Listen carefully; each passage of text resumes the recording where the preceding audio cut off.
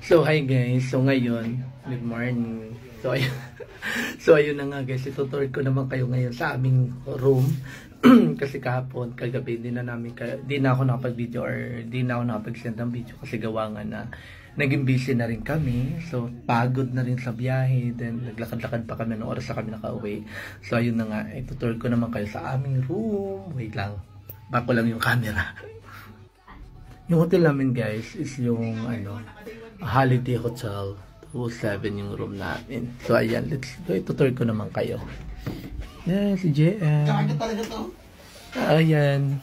Si JM yung ka-roommate ko. Tapos ayan, may cabinet sila dyan. Tapos ayan sa namin. Kasi sobrang lamig. Tapos ito yung CR. Ayan, yung mga gamit namin dyan. Diba? Meron. Kasi kumain na kami kagabi. Tapos ayan. Say hi! Tapos ayan, yung shower niya. Tapos may blower naman sila dyan. Tapos ayan yung shower. Tapos ayan yung toilet nila. Tapos kakaiba yung toilet nila dito guys. So, ayan o.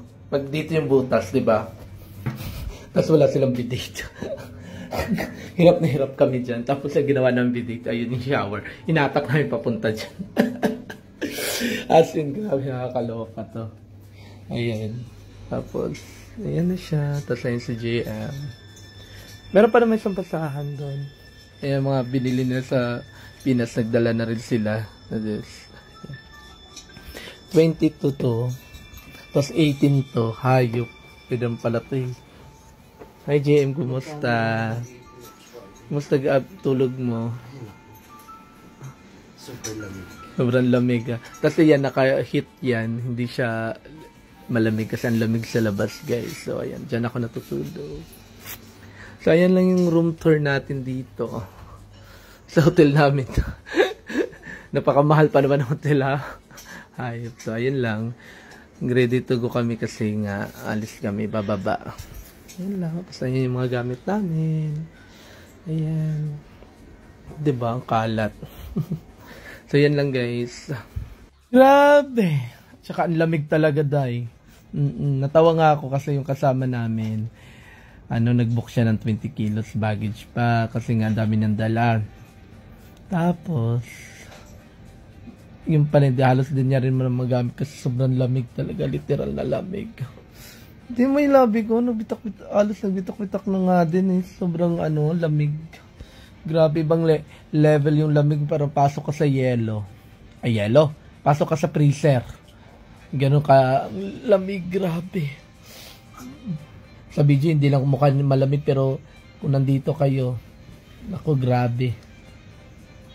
Pag December, January, February, tsaka March, taglamig dito hanggang March ata. Kasi nung last time na nagpunta ako dun sa Hong Kong dati, March kami nun eh, grabe din, ang lamig din nun eh.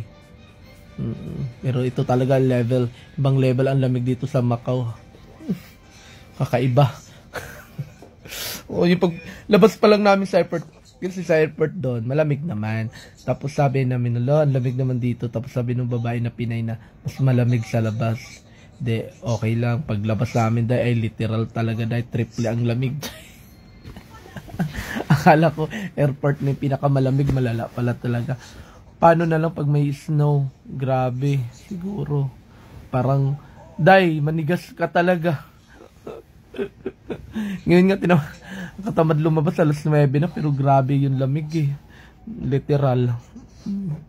Kaya yun lang, pag pumunta kayo dito ng December, January, February, March, alam mo yung sa ukay-ukay ng mga makakapal, yung yun ang gamitin nyo.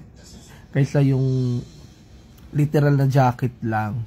Ay, hindi talaga siya kaya dahil malamig sa malamig. Yun lang. Kaya siguro yung mga binili natin sa ukay-ukay magagamit natin pag pumunta tayo sa winter season country kasi grabe. Ay, pero parang feeling mo maganda siya sa balat, nakaka-fresh yung balat. So yun lang guys. So gagala din kami ngayong araw. Okay? So bye!